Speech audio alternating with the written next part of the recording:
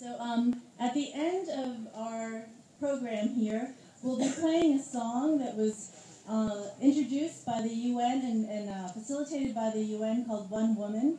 And the next speaker will be leading us in song. I hope you'll join her. It's not unusual to hear her singing or to hear me singing her praises. I'm hoping after the speech you'll know why. Our last speaker, I think, exemplifies the future of feminism. The new feminism about to cross our paths. Whom better than an 18-year-old to show us our future?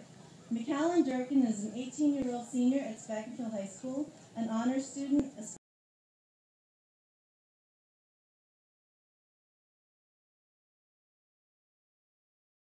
goody-goodies, and she's my daughter. Please welcome Macallan Durkin.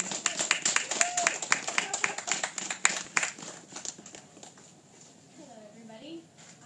I'm Macallan Durkin, and this is my third year here for International Women's Day. I've been coming here with my mom, who's been involved with this event from the beginning. She owns Women's Work, which is a store that only carries products made by women. She has a store because we were lucky enough to live in Botswana, Africa for 3 years. While we were there, she worked with the Bushman women, and we all loved it there. We lived a really great life, and as an animal lover, I was able to see elephant, giraffe, cheetah, and even raise a few wild animals that were hurt. I raised a baby warthog named Rosie, and she and her brother ran into a fire and were badly burned. Rosie was the lucky one. Her brother died shortly after he was found. I also had an orphan baby ostrich named Ollie, and all of her 10 brothers and sisters were eaten. She was the only one left, and Ollie was the lucky one. I identify with these animals very much because all of my life I felt very lucky. After my experiences, I knew what I wanted to do. I had to work with animals. I'm a senior now and applying to college, and my parents encouraged me to find schools that had what I was most interested in, which is wildlife biology. I feel that it's dominated by men, which I didn't know. All I knew was that I wanted to work with animals. My parents agreed, that's where my heart is, and so they encouraged me. I know I'm one of the lucky ones. Girls in some cultures are only allowed to go to school until the 5th grade, and that's like 10 years old. Then, they stay home and take care of their younger brothers and sisters, or have to go to work to help support their family.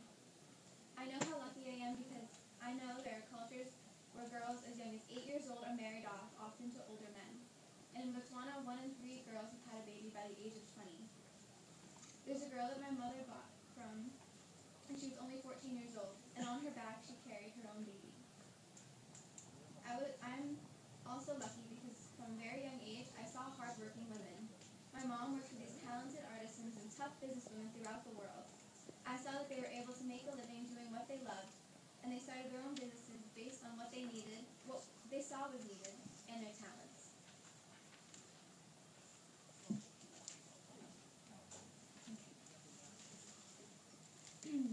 I'm one of the lucky ones.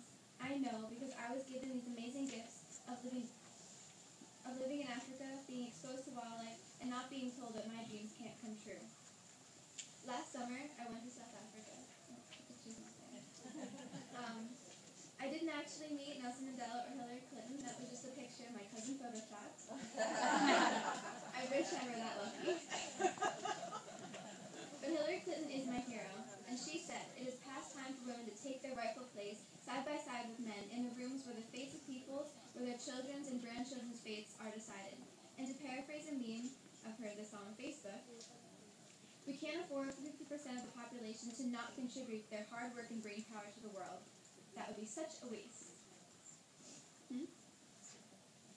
Sorry.